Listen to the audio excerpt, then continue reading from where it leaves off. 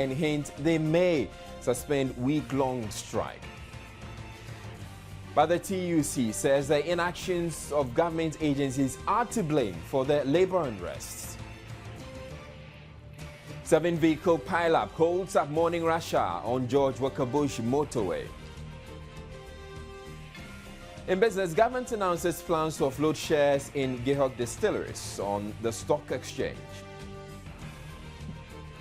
And in international news, European Union suspends sanctions against 81 officials and firms in Zimbabwe, except President Mugabe and 10 others. All these plus showbiz and sports coming up in the next hour. News at 8 with Israel Lai.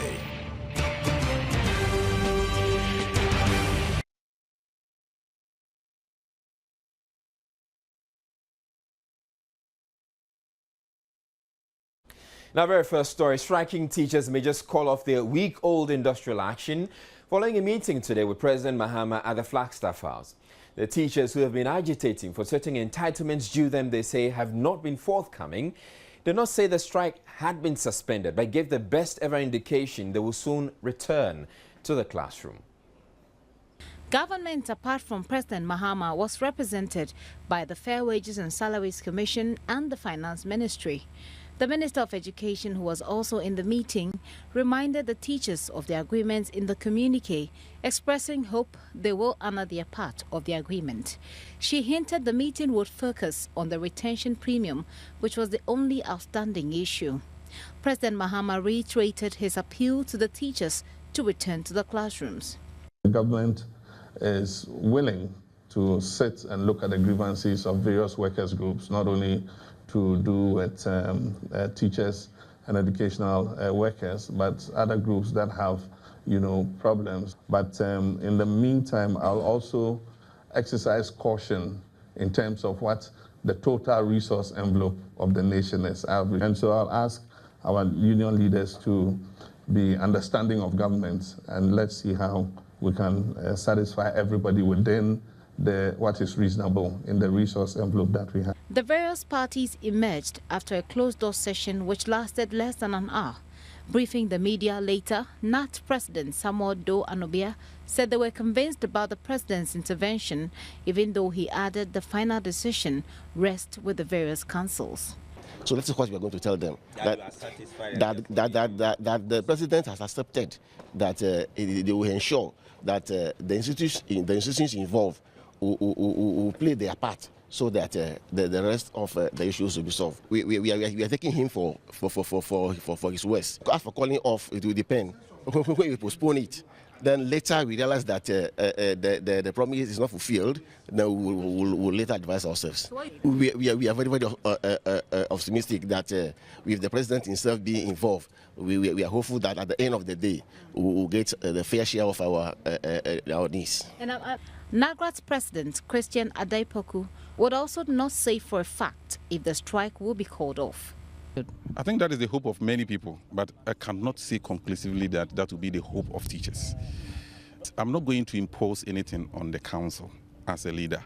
We are going to discuss the issues and the decision will be taken. The president has reinforced the message that the issues that are supposed to be dealt with at the management level, they will make sure that they are dealt with. And so that is the message the president has given to us as teachers. We are going to present this one to our council, that this is the message from the president, and the council will take the final decision. At the time of filing this report, a decision had not yet been reached. Gifty Ando Apia, Joy News, the Flagstaff House. So it's not exactly clear whether the strike has been called off or not, but Joy News has learned a news conference has been called by the teachers tomorrow, at which the strike will be called off. We're sure to bring you that interview or that news conference. But ahead of that, we've been joined by the head of public affairs at the Fair Wages and Salaries Commission, El Ankra, on where we go from here. Good evening to you, Mr. Ankra. Now, the strike, we're told, is likely to be called off tomorrow, I believe based on some commitments made by the president to the teachers. What are the obligations of the Fair Wages Commission, and how does this fit in the general scheme of things? Yeah, thanks for your concern. The Fair Wages obligations have been the same since before the strike. throughout the strike and up until now, our duty was to engage the teachers on their concerns around the table. Indeed, we were doing that prior to their embarking on the strike action. And then we, at the invitation of the National Labour Commission, last week, Monday, we were told to get back to the table, and the teachers were directed to get back to the classroom. The same thing happened again when the National Labour Commission invited us on Wednesday, last week, Wednesday. Indeed, on Friday, we met with the teachers and signed a communiqué on the issues to be looked at and the fact that they will have to return to the classroom. Okay, so I'm wondering what it is that the president told them that's gotten them to, soften their position to the extent that they're likely to call off the strike. Well, the presidency did a good job of bringing the parties together, all the parties concerned, all the parties around the table before they went on strike, and looked at the entire issue. And the president was consistent and has always been consistent with the fact that the procedures must be followed, the institutions of state must make their work, and understandings must be mutual. So the same way, as you know by now, the president directed that we get back to the discussion table and ask the teachers to return to the classroom. But they seem to have walked away with some assurances, and that's what I'm curious about. What are these assurances? Well, you heard a soundbite from the president. It mostly encapsulates whatever was said over there. At the end of the day, the president has always been steadfast to the fact that the institutions must work. He said on many platforms that the fair wages must be made to administer the issues concerning with the single spine, as it's supposed to do. So, yeah, saying that there's been some assurances. Yes, of course, when the president intervenes in an issue, definitely bigger confidence is built on it. But then at the end of the day, we get back to the discussion table and we have to return to the classroom. Now, is there a plan to deal with the fallout of the commitments made to the teachers following this resolution, especially because other groups may come up with similar demands? Well, the demands from the teachers are clear. Yes, they were talking about payment of car maintenance allowance, the payment of yearly incremental credit, promotion of teachers, retention premium, and supervision and invigilation allowance. We've known about all these things the entire week. If any other organization or any other group has any grievances, they know the procedures. They'll bring it to the Fair Wages and Salaries Commission. Of course, we have a whole directorate dealing specifically with grievances and negotiations. And if they are not happy, there is a grievance review committee. If they are not happy with the decisions of that committee, they can go to the National Labour Commission. So, I mean, the procedures are there. Any group that has any issue. In fact, we have an open door policy. All the groups know that. Sometimes you don't need an appointment to come to Fair Wages and Salaries Commission. So I don't think it would be justifiable for any group to say, okay, the teachers went to the president and the president might have promised them something, so we are also going to go on strike so that we get promises from the president. Rest assured, the president will definitely direct you to come back to Fair Wages and Salaries Commission and get around the table. There is no other way. The president will not encourage any strike action. The president will make it clear in no uncertain terms that you will have to get back to the discussion table, and issues concerning salaries in the Republic of Ghana, as constituted by law and the Constitution of this Republic, indicate that you must come to Fair Wages and Salaries Commission and around the negotiating tables to deal with salary issues. And it's as simple as that. All right, Mr. Ankara, I would like you to hold on to the phone line for us. That's the next story, which I would like to take some comments from you. The TUC General Secretary Kofi Amwabeng is blaming the labor unrest on inefficiencies on the part of state institutions whose mandate it is to prevent such actions. He was speaking on behalf of striking teachers after today's meeting with the president at the Flagstaff House.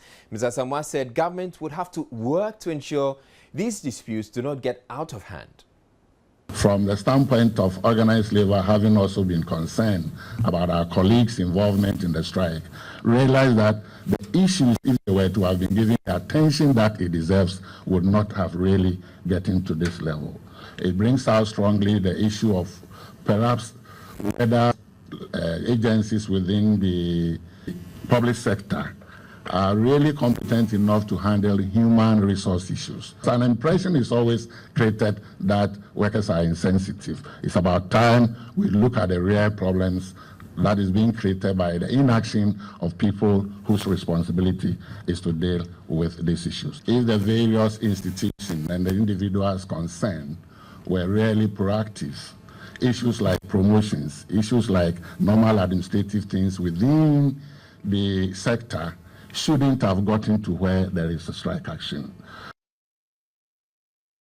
All right, so Mr. Ankra, the TUC General Secretary didn't exactly mention Fair Wages and Salaries Commission, but he hinted that probably you guys had some things to do that you didn't do, blaming it on your inactions. What do you have to say to that? Yeah, it's good you recognize the fact that he did not specifically mention Fair Wages and Salaries Commission. I would say that not even specifically, he did not mention it. There are different government institutions, and it will not be proper on my part to point fingers at anyone. But one of the issues he raised was promotion of teachers. Definitely, promotion of teachers is not within the realm of Fair Wages and Salaries Commission. It's within the employer. It's within the authority of the employer. So that's not with Fair Wages and Salaries Commission. I will say this, I've said this over and over again, and I'll say it one more time, that the strike action shouldn't have come on because we were at a table, we were discussing these very issues around the table before they embarked on strike. When we went to Labour Commission twice, they said, get back to that table. So it wasn't like go and start a discussion altogether. Get back to the table and be discussing what issues we were discussing about. So Fair Wages over here, and I can speak for Fair Wages and Salaries Commission, we are always proactive when it comes to these things. And some issues are dealt with immediately. Those that have to be reconsidered are handled in such a manner. This is the thing. You don't go to a negotiation table with a hardcore position. You win some, you lose some, you give some, you take some. So it's only when certain groups come to the table with hardcore positions that things become a little funny, because whatever decision we take on one group will have a ripple effect on all other groups, and we have to be careful of that. It's a spine. It must not be broken. It must be sustained, and this pay policy must be seen to be working. So maybe sometimes some groups come with a hardcore position, and that's where the discrepancies come in. It isn't because of feet dragging on the part of Fair Wages and Salaries Commission. I can say that firmly. All right. Thank you very much. You heard El Ankra. He is the head of public affairs at the Fair Wages and Salaries Commission. Now, despite the president's intervention to ensure an end to the teacher strike today, pupils and especially final year students preparing to write their WASI in 12 days had to endure another day without lectures and last-minute tips from their tutors. Etonam Savers said a few schools in Accra and report students are complaining they are having a tough time without their teachers.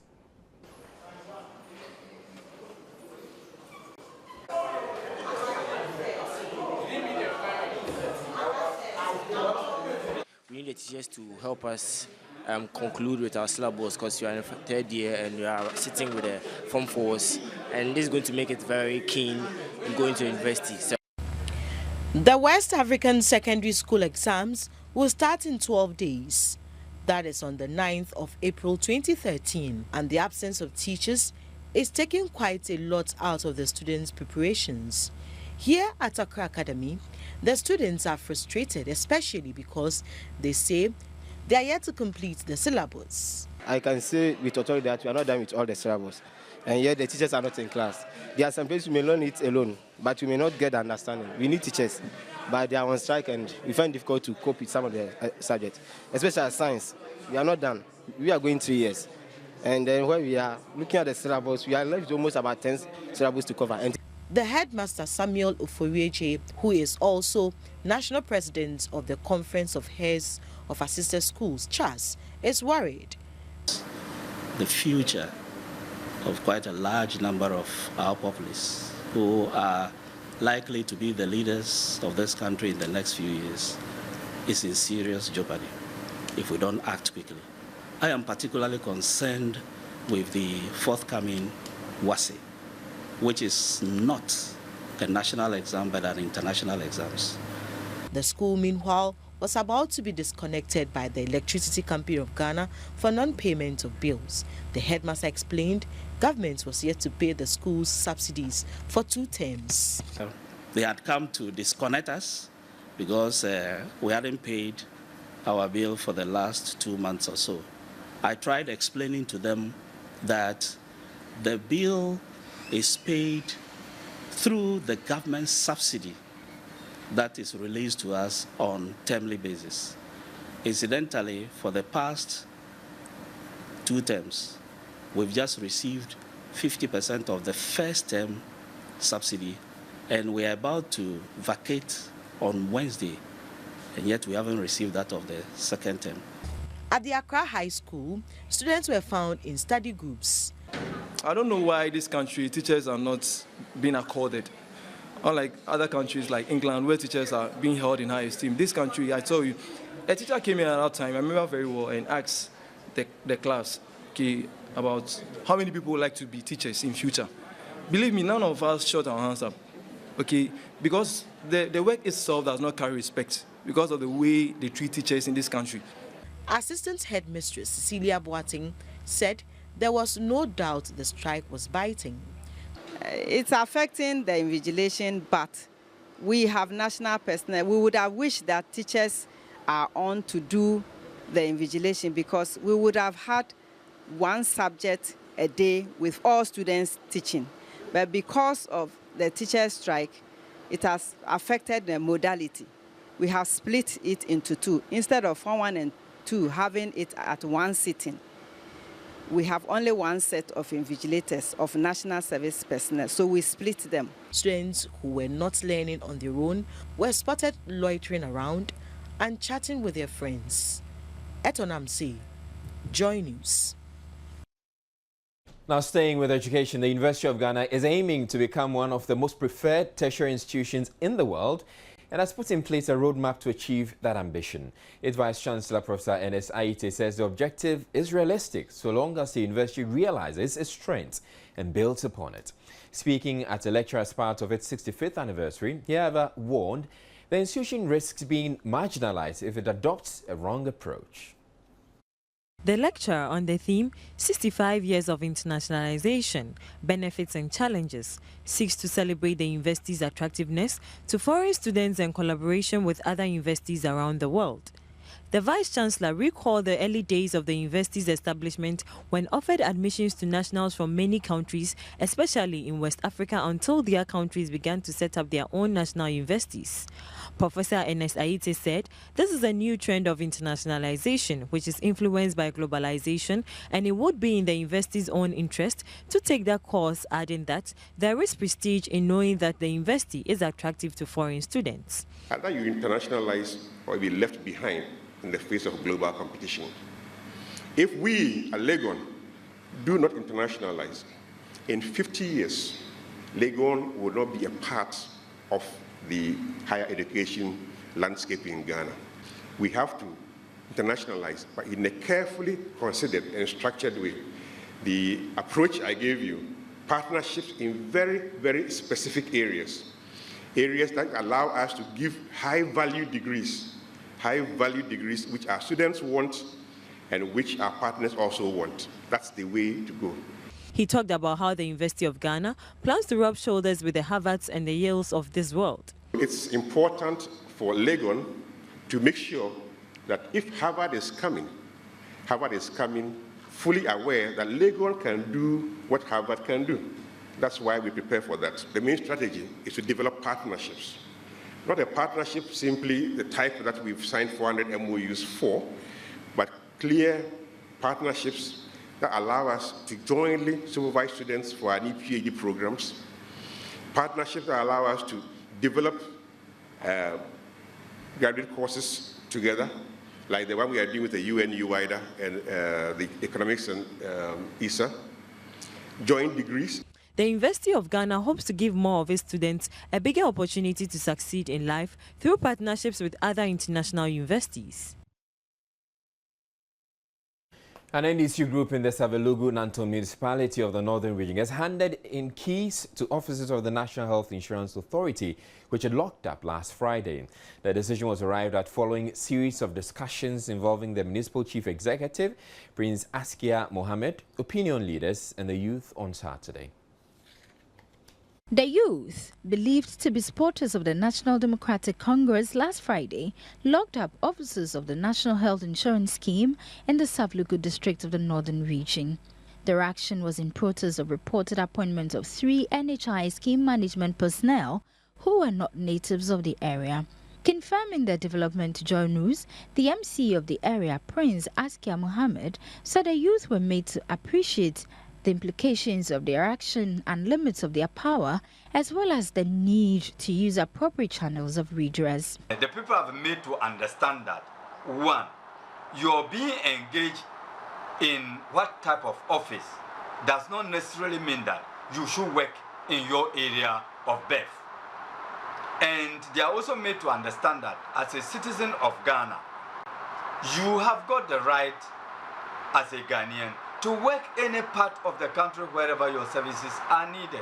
The MC defended the use of dialogue and alternative dispute resolution to ensure peaceful coexistence in the district.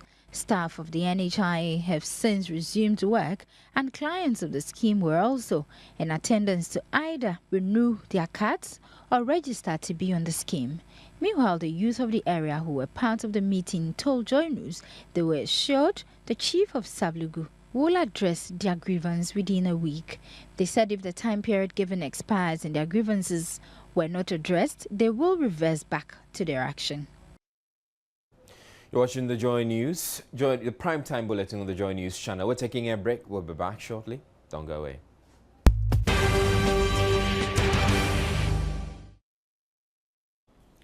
Now, there was a 7-vehicle pile-up this morning on the George Walker Bush motorway, causing a major hold-up in the early morning rush hour.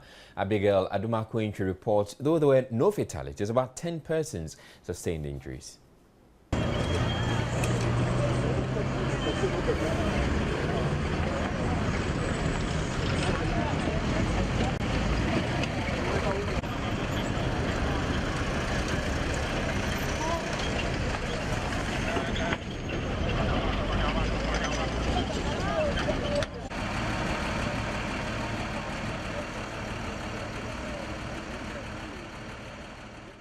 We do apologize, there must be something wrong with that particular story. But fire has raced down the administration block of Mim Senior High School in the Isunafo North municipality of the Brunahafo region. The fire, which destroyed everything in the administration block, started at midnight today. Correspondent Kafui Ajuma has more. This marks the first time the 43-year-old Mim Senior High School is experiencing such a disaster. According to school authorities, the security man of the school spotted the fire and called the fire service after trying to reach the headmaster, Patrick Kwabneji. Before the fire service personnel got to the scene, the fire had already engulfed the administration block, burning all kinds of documents, computers and accessories, as well as office stationery. Firefighters were, however, able to save the staff common room from total destruction, but its roof was not spared. The distressed headmaster of the Mim Senior High School, Patrick Kwabneji, narrated the incidents to Joy News. When we came, the fire had even got out of hand. Tried as the fire service personnel who came to our rescue did. The damage had already been done. So these are the remains of what we have in the school. Patrick Kwabneji further appealed to all stakeholders to rescue the school. The senior housemaster of the school, Samuel Kojotechi, told Joy News the teachers' strike action and the fire disaster has destabilized the entire school, calling for prompt assistance. Nothing seems to go on. You know, this has affected us, and then masters are also on strike. So in fact, we are asking God's blessing for the school. Only God can salvage it from this problem. Nesta Kafui Ajoma's report for Joy News.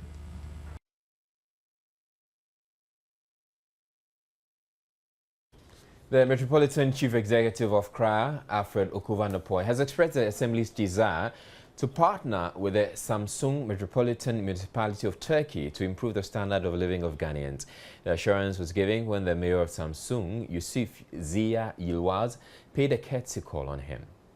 The visit by the mayor of Samsun follows a memorandum of understanding that was signed between the two cities last month to improve sanitation in the country through the support of Exim Bank of Turkey. The MOU spells out 2 specific areas, environmental health and sanitation, as the 2 priority areas which the 2 cities would tackle with an establishment of transfer stations as well as tracks in waste management. Today we have gathered because they are here to also demonstrate their commitment in the development of the bonds of tightness between the 2 cities, Accra and Samsun, and for that matter, for the overall development of Ghana and Turkey. At the Ministry of Local Government and Rural Development, the Sector Minister, Kwadwo Oppong-Fosu, commended the 2 mayors for their commitment to improving the conditions of the people. We would want to have a situation where our delegation here will be involved or take advantage of the urban renewal programs that we want to roll out in areas of housing, in areas of streets, pavements, because we have a big deficit in terms of neighborhood roads. Yes. If we are to wait on the assemblies and central government, most of the roads will not be paved. Right. So we want to see more private sector involvement in these areas. The mayor and his team also paid a courtesy call on the regional minister, Julius Deborah, who reiterated government's commitment to public and private partnership. There are so many investment opportunities, in Ghana, from infrastructure to production. The president intends, we have a vast tract of land we call Accra Plains. The president intends, having an irrigation project that should be able to even feed the whole of Accra. So these are some of the things that we will package so that if we are able to visit you in Turkey, then we'll showcase to you the opportunity. So if possible, we can do some matching between some of your business people who are interested to partner some of our private business people. The mayor of Samsun also expressed interest in teaming up with Ghana to help bring development. The mayor of Samsun and his entourage will be in the country for 3 days to explore business opportunities.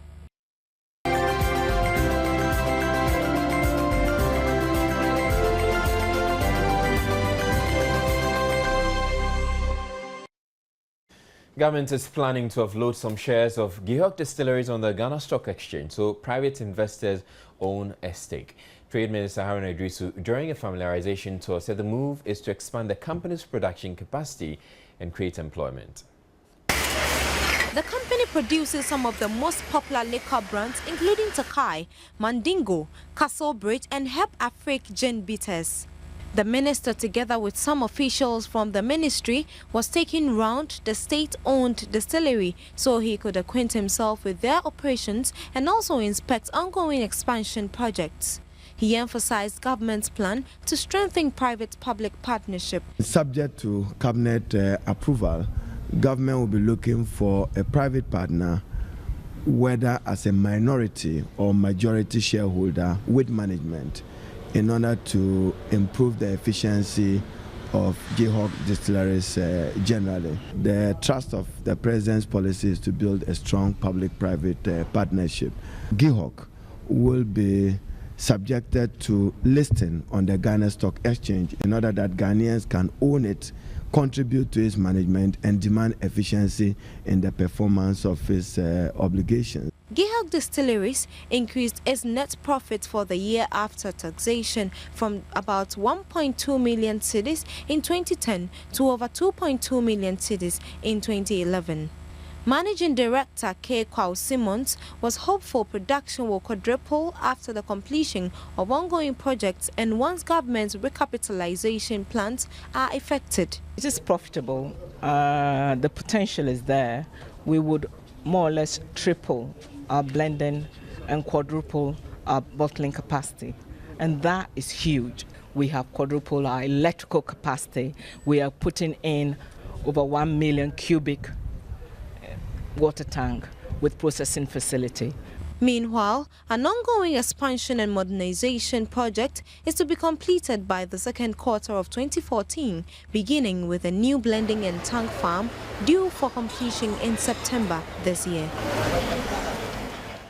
The Ghana Revenue Authority says it has already put in place strategies to ensure that it meets its revenue target for this year. Government is hoping to collect 17 billion cedis in taxes through the Revenue Authority. This represents a little over 50% increase on its 2012 target, which stood at 11.2 billion cedis. There are, however, doubts about the GRA's ability to meet the target, considering the fact that it is a huge jump over last year's. But its board chair, Ernest Kwesi, is confident their strategies will yield the desired results. Now, persons working on the parking area for aircrafts at the Kotka International Airport are expected to resume work tomorrow after a brief strike today. The workers, who are staff of Irish construction firm PW, today abandoned their work to demonstrate over poor working conditions. Joy Business has learned the strike might affect progress of work on the parking area at the airport, which is already behind schedule. In international business news, the government of Cyprus has defended a €10 billion bailout deal to save its banks from collapse amid warnings the island faces deep recession. All right, it's time now for sports, and George Addo Jr. is here. The story that interests me tonight, and it's just coming through, is that Tiger Woods has regained the #1 spot, and I'm wondering what may have been the motivation.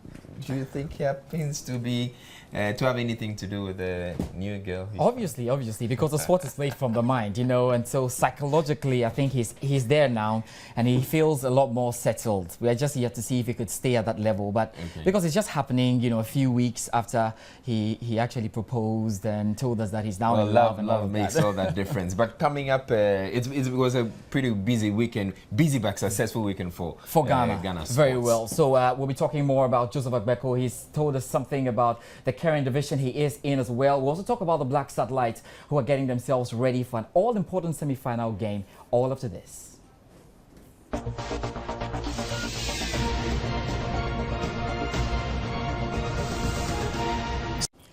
Right, so newly crowned IBO Bantamweight champion Joseph Agbeko has confirmed to Joy Sports his desire to move out of the Bantamweight division.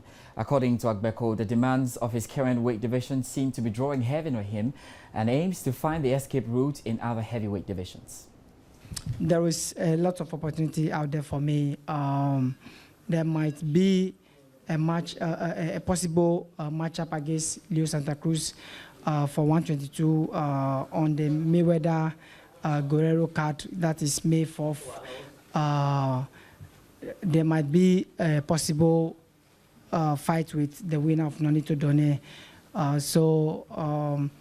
I might move up immediately to super bantamweight because bantamweight is giving me a little, tough time. So I might move up to super bantamweight. So I'm waiting for my team, and then whatever they tells me, then I'll continue from there.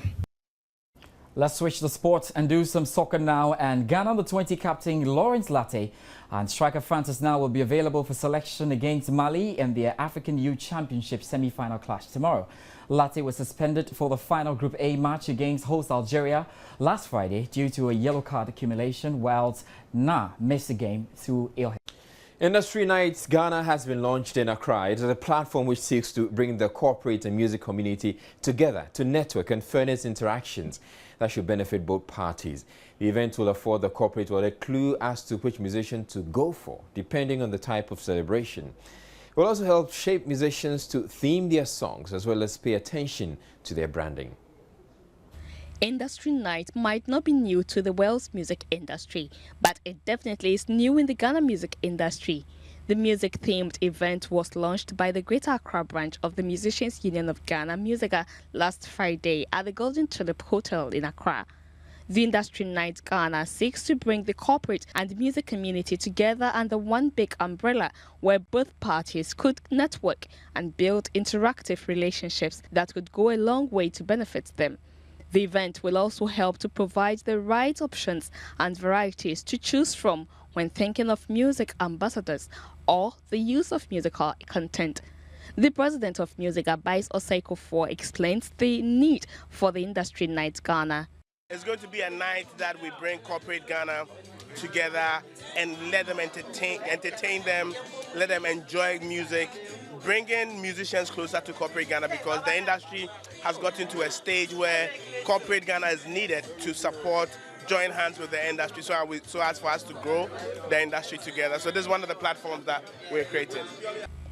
The Industry Night Ghana will provide a perfect atmosphere for business socialization and the promotion of Ghanaian music and entertainment to increase the demand for musicians and music-related companies. It will be held once every month at Golden Tulip, with the maiden edition expected to kick off in 3 months.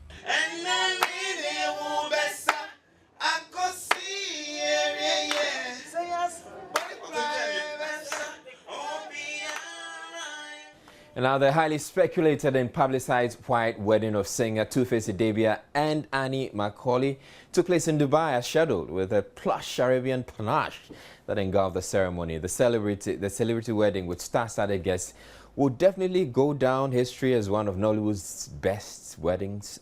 All right, so it's time now to get interactive and going to social media to find out exactly what you have put out there.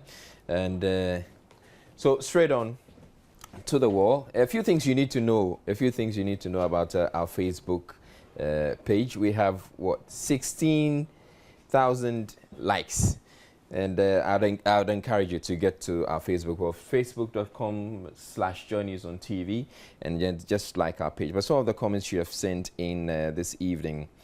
I start off with okay, Bismarck Kuma Fritz Jr. I pity these teachers. Government is finished with you, and you believed him.